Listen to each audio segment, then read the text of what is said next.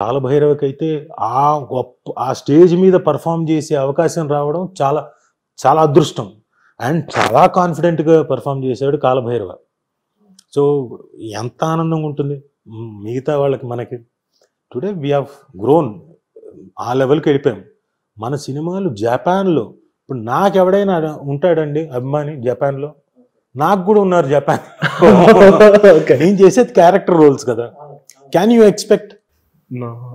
అంటే మేబీ వాళ్ళు చూస్తుంటే గుర్తుపట్టడం వరకు వేరు. నా బొమ్మలు కార్టూన్ చేసి Rajeev Kanakala fan of you అని జపాన్ వాడు ఎవడైనా సూపర్ సూపర్. నేను కాదులే ఎవరో పబ్లిసిటీ కోసం మన వాళ్ళే ఏదో చేయించుంటారులే అని ఫీలింగ్ ఇప్పటికేను. టు బి ఆనెస్ట్ ఇప్పటికీ నా ఫీలింగ్ అదే. సో కొన్ని అలాంటివి.